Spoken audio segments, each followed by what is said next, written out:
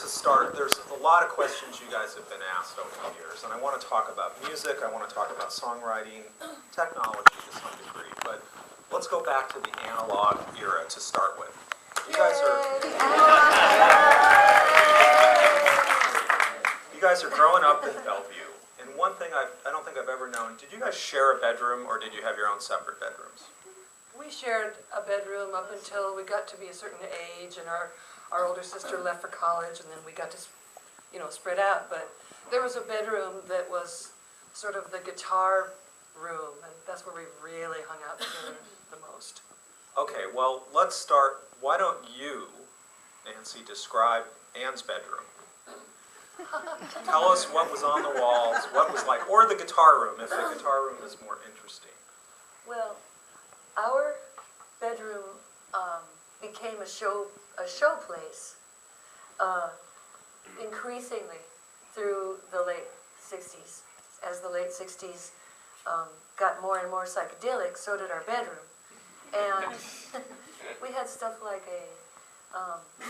a big bobblehead that we made into Maharishi Mahesh Yogi. And we had furniture that was all completely painted by us, psychedelic, including the inside of her car. And yeah, I was an art student at Cornish at that point, so I just painted everything in sight. So. Yeah. Black monolith, about 7 or 7.5 feet tall, on a stand, like in 2001: Space Odyssey. We had that in our bedroom too, that Anne had constructed for Cornish Art School.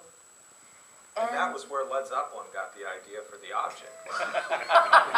Maybe. Hey, you never know. Or you could put it or around. The Who, anyway. the thing on the Who album. Is that what it looked like?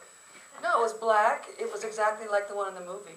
It was black, no dimension, just matte black. And a paper mache sitar, just to throw it in.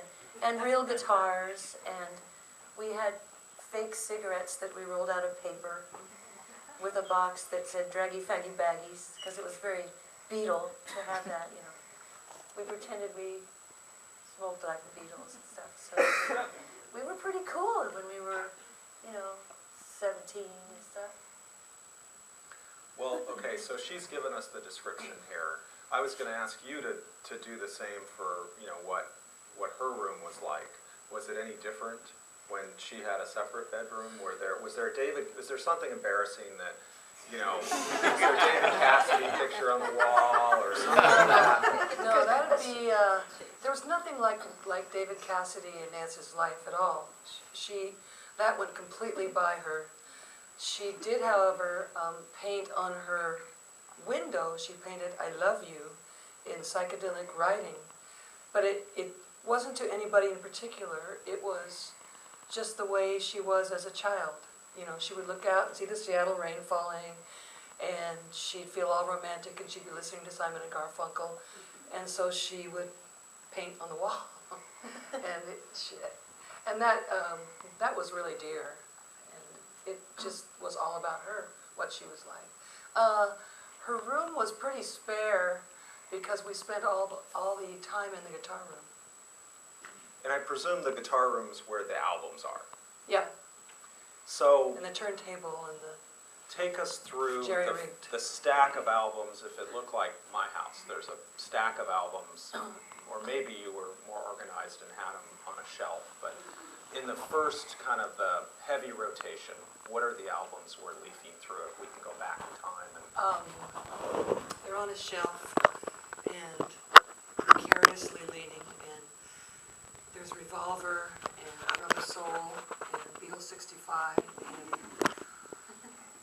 Rolling Stones, Through Glass Darkly, and no Led Zeppelin yet. Moody Blues. Yeah, a lot of Moody Blues. Simon and Garfunkel. Stuff like that. Stuff like Gilberto, Edgar Varese, Electronique, Yeah. early stuff. Ray Charles was there. Aretha Franklin was there. Lots of singles. Yeah. Lots of 45s. Lots of 45s from the 50s that we'd inherited from our older sister again. And another person that gave them a big box full of singles. So we Elvis, and we had Marvin Gaye. Marvin Gaye from the 50s. So we had all those cool singles too. And we stacked them. We played them. We had dance parties. And we had, you know, we had candles and incense and the lights off, listening Mhm. in the room with the rain outside. Yeah.